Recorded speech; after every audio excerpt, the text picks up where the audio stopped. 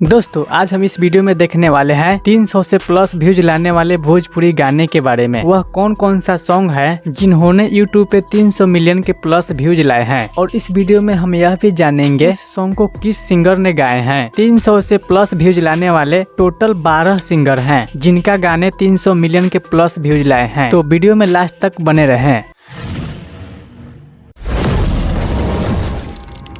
Number 12 पे आते हैं विनय पांडे, जिनका मात्र एक ही गाने 300 मिलियन के प्लस व्यूज लाए हैं, जिस गाने का नाम है बुलेट पर जीजा। नंबर 11 अवनीश बाबू, इनका भी एक ही गाने मात्र 300 से प्लस व्यूज लाए हैं, और उस गाने का नाम है तू हंस के बोले लुए जान। नंबर 10 अनु दुबे, इनका भी मात्र एक ही गाने हैं जिन्होंने 300 मिलियन के प्लस व्यूज लाए हैं, और उस गाने का नाम है तुम मेरे बाद। नंबर 9 शिल्पी राज, इनका तो ऐसे डुएट में कई सारे ऐसे गाने हैं जिन्होंने 300 मिलियन के पार व्यूज लाए हैं, लेकिन सिंगल मात्र एक ही गाने हैं, और जिस गाने का नाम है नदी बीचे नैया डोले, जिसने 300 मिलियन के प्लस व्यूज यूट्यूब पे लाए हुए हैं। नंबर 8 प्रमोद प्रेमी यादव, इनका भी मात्र एक ही गाने हैं जिसने 300 मिलियन के प्लस व्यूज लाए हैं, जिस गाने का नाम है दरदिया उठता ए राजा।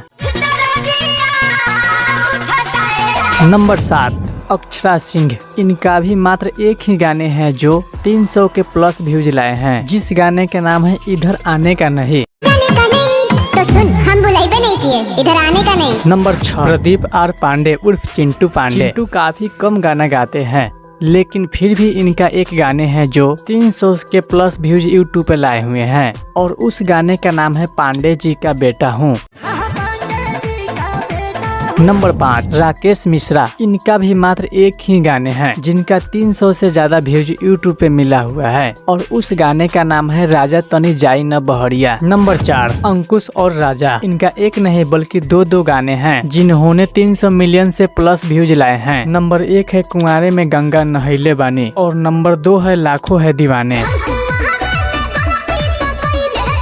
Number 3 rock star Ritesh Pandey, इनका 1 2 नहीं 3 गाने हैं जिन्होंने 300 से प्लस व्यूज यूट्यूब पे लाए हुए हैं। नंबर 1 है पीवा से पहले, और नंबर 2 है लवंडिया लंदन से, और तीसरा गाने का नाम है हेलो कौन, जिन्होंने व्यूज के मामले में इतिहास रचा हुआ है।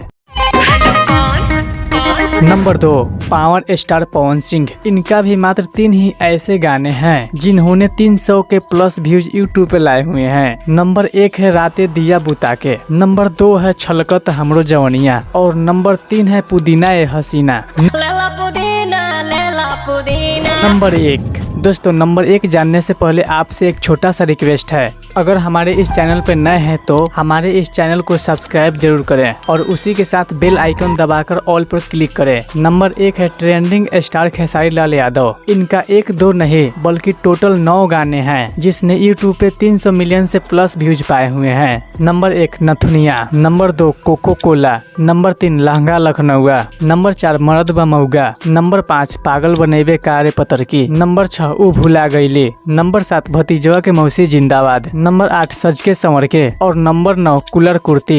दोस्तों यह रहा भोजपुरी सॉन्ग जिन्होंने यूट्यूब पे 300 मिलियन के प्लस व्यूज लाए हैं। तो दोस्तों आपको यह वीडियो कैसा लगा कमेंट करके जरूर बताएं, और जाते जाते इस वीडियो को एक लाइक जरूर करें, और अगला वीडियो किस टॉपिक पे चाहिए उसके लिए भी कमेंट कर सकते हैं।